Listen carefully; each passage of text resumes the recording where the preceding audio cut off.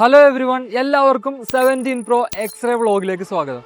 എന്തിനാണ് 17 Pro x-ray എടുക്കുന്നത്, അതുപോലെ എങ്ങനെയാണ് ഒരു മൊബൈൽ ഫോണിനെ എക്സ്റേ എടുക്കുന്നതൊക്കെ ഡീറ്റെയിൽ ആയിട്ട് പറഞ്ഞുതരാം. നമുക്ക് സ്കാനിങ് സെന്ററിലേക്ക് പോകാം. ഇപ്പോൾ ചിലപ്പോൾ നിങ്ങൾ ചിലർക്കെങ്കിലും ഒരു കൺസേൺ ആയിരിക്കും, ഈ ഇലക്ട്രോണിക് ഡിവൈസിനെയൊക്കെ എക്സ്റേ എടുത്തു കഴിഞ്ഞാൽ കംപ്ലൈൻറ്റ് ആവില്ല എന്നുള്ളത്.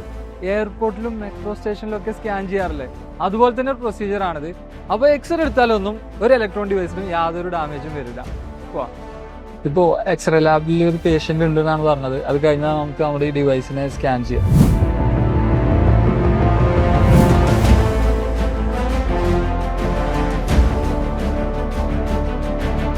ഈ ഒരു ഡിവൈസിനെ എക്സ്റേ മെഷീനിൽ പ്ലേസ് ചെയ്യാൻ വേണ്ടി പോവാണ്. ഒരു മൊബൈൽ ഫോണിന് ഫസ്റ്റ് ടൈം ഡിസസംബ്ലിങ് ചെയ്യുന്നതിന് മുമ്പ് നമ്മൾ റിസർച്ചിൻ്റെ ഭാഗമായിട്ട് ചെയ്യുന്ന ഒരു പ്രോസസ്സാണ് ഈ എക്സ്റേ സ്കാനിങ് എന്നുള്ളത്.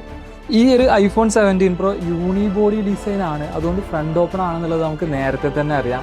എവിടെയൊക്കെയാണ് അതിൻ്റെ പാർട്സ് വരുന്നത് എന്നുള്ളത് നമുക്ക് നേരത്തെ അറിയാം.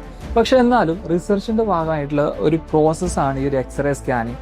അതിലൂടെ നമുക്ക് ബാറ്ററി എവിടെയാണ് വരുന്നത്, മദർ ബോർഡ് എവിടെയാണ് വരുന്നത്, അതുപോലെ ആൻറ്റനാസിൻ്റെ ഒക്കെ ഒരു കംപ്ലീറ്റ് പിക്ചർ മൊബൈൽ ഫോണിനെ ഡിസസംബിൾ ചെയ്യാതെ തന്നെ കിട്ടും. അപ്പോൾ ഈ ഒരു എക്സ്റേ പ്രൊസീജിയർ കംപ്ലീറ്റ് ആയതിനു ശേഷം നമുക്ക് ആ ഒരു പിക്ചേഴ്സിൽ നോക്കാം എവിടെയൊക്കെയാണ് കണക്ഷൻസ് വരുന്നത്, ബാറ്ററി എവിടെയൊക്കെയാണ് വരുന്നത് എന്നുള്ളത്.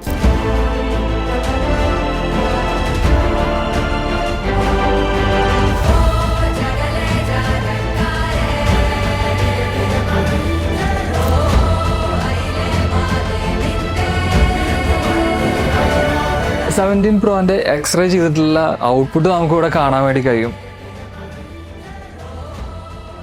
വേപ്പർ ചേമ്പറാണ് നമുക്ക് ഈ കാണുന്നത്, അതുപോലെ മദർ ബോർഡിനെയാണ് ഈ കാണുന്നത്.